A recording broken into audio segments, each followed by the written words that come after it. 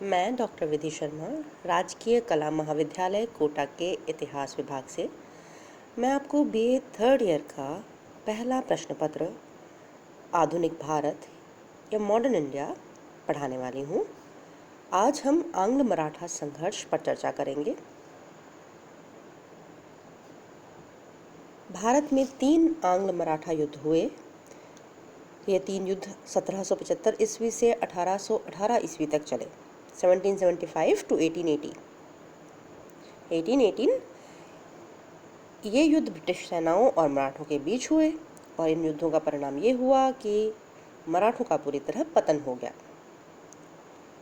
मराठों में आंतरिक कलह थे जिनकी वजह से वे मिलकर अंग्रेज़ों का सामना नहीं कर पाए।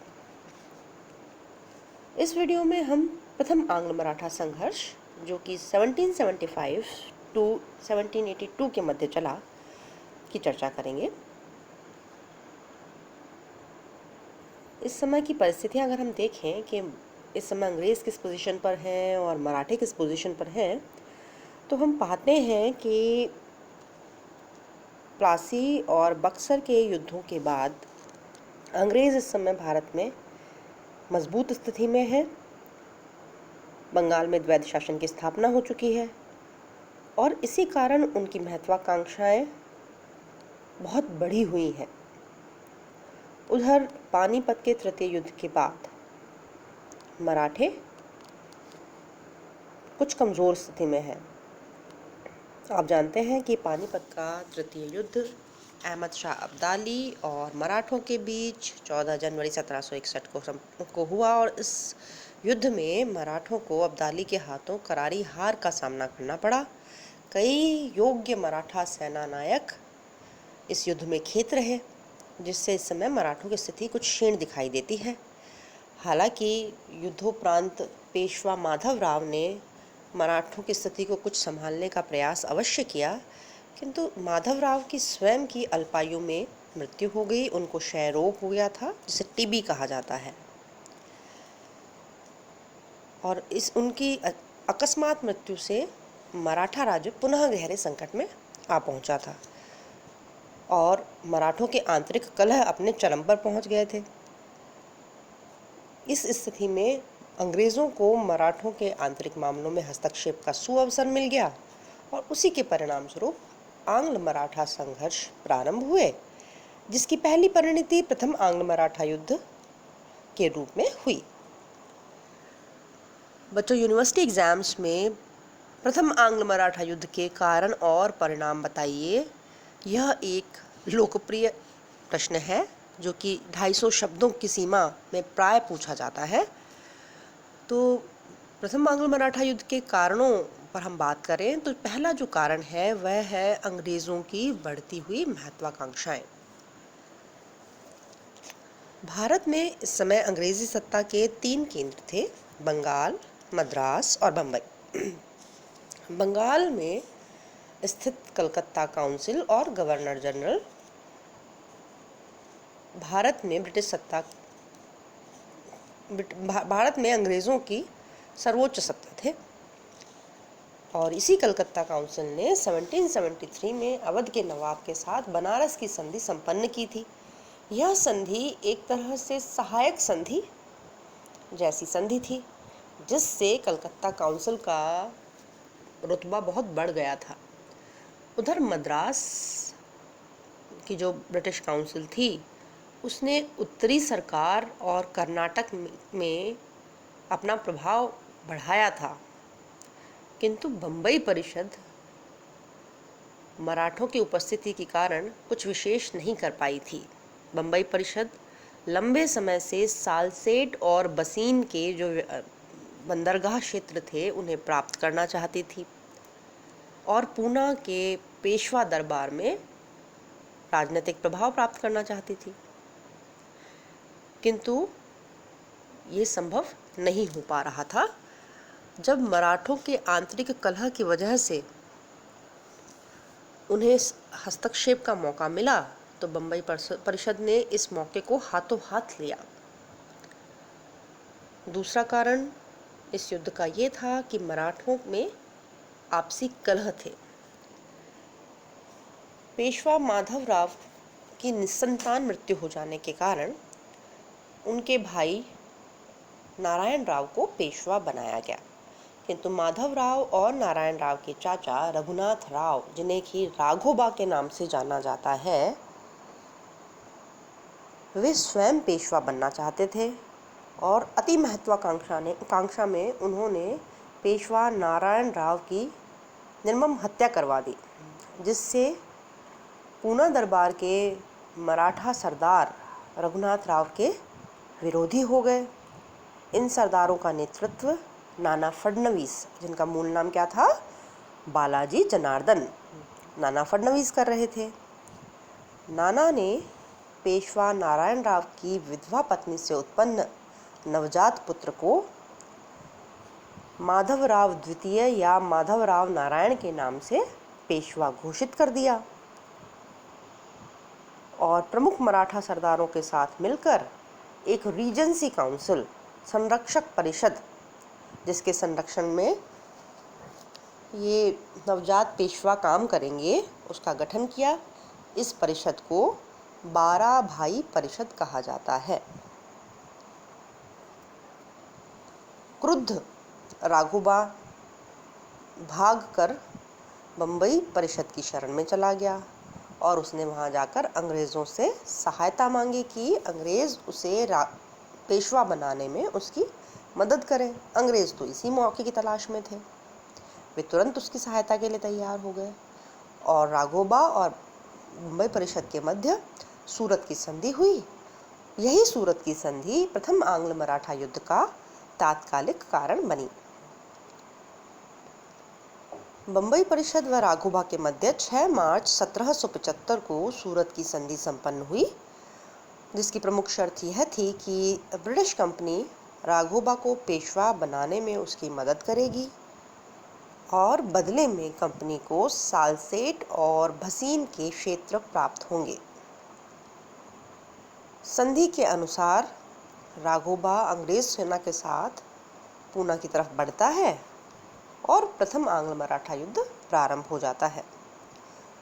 प्रथम आंग्ल मराठा युद्ध की क्या महत्वपूर्ण घटनाएं थीं, कौन कौन सी झड़पें और युद्ध हुए, कौन कौन सी संधियां बीच में हुई, इन पर प्राय लघु उत्तरात्मक प्रश्न पूछ लिए जाते हैं यूनिवर्सिटी एग्ज़ाम्स में भी और कॉम्पिटिटिव एग्ज़ाम्स में भी।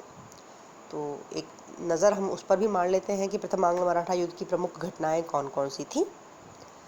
राघोबा और कंपनी की सेनाओं ने संयुक्त रूप से पूना पर चढ़ाई की, सालसेट पर अधिकार कर लिया, किंतु अर्रास में जो युद्ध हुआ राघोबा और कंपनी की संयुक्त सेनाओं और पूना की सेनाओं के मध्य, वह अनिर्णायक रहा।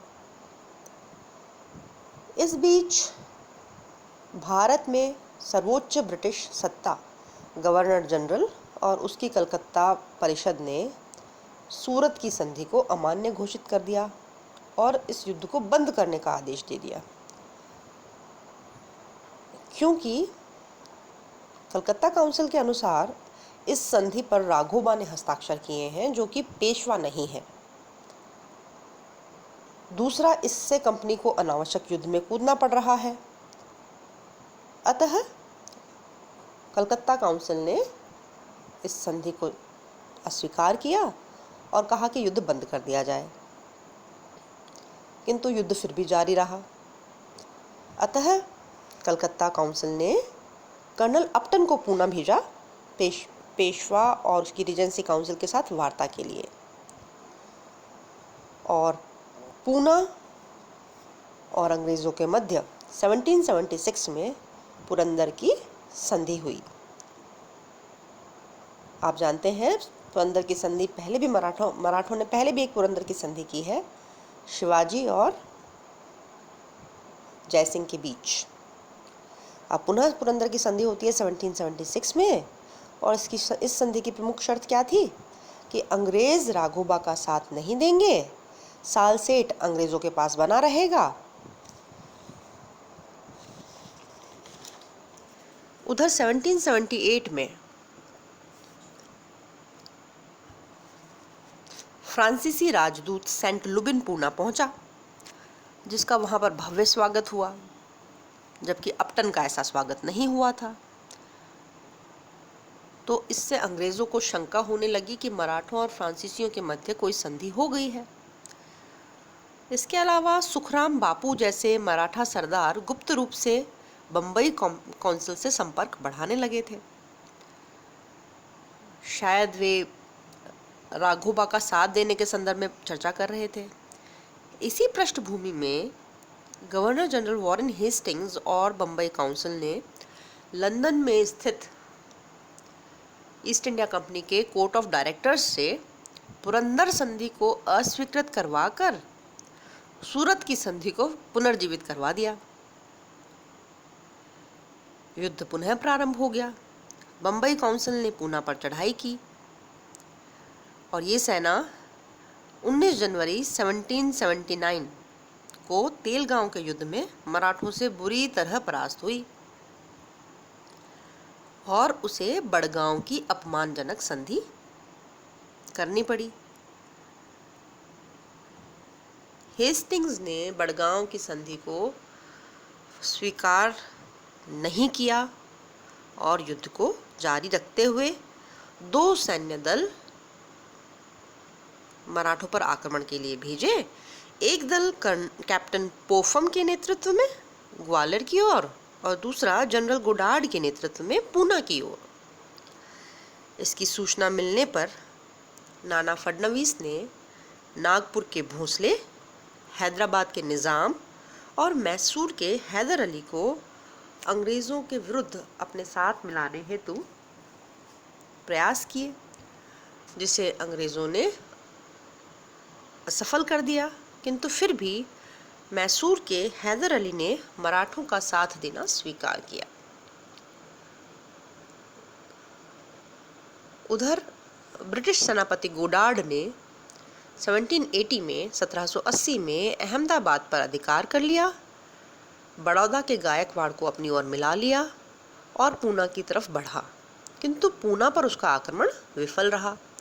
उधर पोफम ने सीपरी के युद्ध में महादजी सिंधिया को हराया, ग्वालियर के दुर्ग को जीत लिया और अंततः महादजी से संधि कर ली, जिसके अनुसार महादजी ने मराठों और अंग्रेज़ों के बीच संधि में मध्यस्थता करने का वादा किया। उधर हैदर अली ने नाना फडणवीस के कहने पर कर्नाटक पर आक्रमण कर दिया, जिससे अंग्रेज़ों को एक साथ 2 मोर्चों पर लड़ना पड़ा और उनकी शक्ति कमज़ोर हो गई। वे मराठों के साथ संधि करने के लिए व्यग्र हो उठे। सिंधिया की मध्यस्थता से अंग्रेज़ों और मराठों के मध्य मई 1782 में सालबाई की संधि हुई और प्रथम आंग्ल मराठा युद्ध समाप्त हो गया। अब प्रथम आंग्ल मराठा युद्ध के क्या परिणाम हुए, उन पर एक दृष्टि डाली जाए। पहला महत्वपूर्ण परिणाम ये हुआ कि सालबाई की संधि से अंग्रेज़ों को सालसेट व थाना दुर्ग मिल गए, जो कि लंबे समय से उनकी महत्वाकांक्षा थे। इन दुर्गों को प्राप्त करना वो चाहते थे। दूसरा, अंग्रेज़ों को राघोबा का साथ हमेशा के लिए छोड़ना पड़ा और माधवराव द्वितीय को पेशवा स्वीकार करना पड़ा। पूना दरबार ने राघोबा को वार्षिक पेंशन देना स्वीकार किया। तीसरा महत्वपूर्ण परिणाम ये हुआ, जो कि इस आंग्ल मराठा युद्ध का सबसे महत्वपूर्ण परिणाम था, कि हैदर अली को पाबंद किया गया। हैदर अली को पाबंद किया गया कि 6 माह के भीतर वो जीते हुए प्रदेश लौटा देगा और पेशवा, कर्नाटक के नवाब और अंग्रेज़ों के खिलाफ युद्ध में शामिल नहीं होगा, और अगर वह संधि के अनुसार कार्य नहीं करता तो महादजी सिंधिया उसके खिलाफ अंग्रेज़ों को सहायता देंगे। किंतु यहाँ फिर ट्विस्ट है। नाना फडणवीस संधि की मैसूर संबंधी शर्तों के विरुद्ध थे, क्योंकि ये उनके मित्र हैदर अली, जो कि अभी भी अंग्रेज़ों के खिलाफ युद्ध लड़ रहा था, के प्रति विश्वासघात होता। किंतु इसी बीच 7 दिसंबर 1782 को हैदर अली की मृत्यु हो गई और उसके बाद ही नाना फडणवीस ने 20 दिसंबर को इस संधि पर हस्ताक्षर किए। इस प्रकार प्रथम आंग्ल मराठा युद्ध का सबसे महत्वपूर्ण परिणाम ये हुआ कि मैसूर को अलग थलग कर दिया गया, उसे किसी की सहायता नहीं मिल सकी और अंततः अंग्रेजों ने मैसूर को कुचल दिया। इस युद्ध का एक अन्य परिणाम ये हुआ कि सालबाई की संधि के परिणाम स्वरूप अगले 20 वर्ष अंग्रेजों व मराठों के बीच शांति रही, क्योंकि अंग्रेज अन्यत्र व्यस्त रहे। किंतु फिर भी इस युद्ध से अंग्रेजों को मराठों की आपसी फूट का पता चल गया, जिसका फायदा उन्होंने आगे चलकर उठाया और धीरे धीरे मराठों का नामो निशान मिटा दिया। ये प्रथम आंग्ल मराठा युद्ध यहाँ समाप्त होता है। द्वितीय एवं तृतीय आंग्ल मराठा युद्धों के बारे में हम नेक्स्ट वीडियोस में चर्चा करेंगे। अभी के लिए धन्यवाद।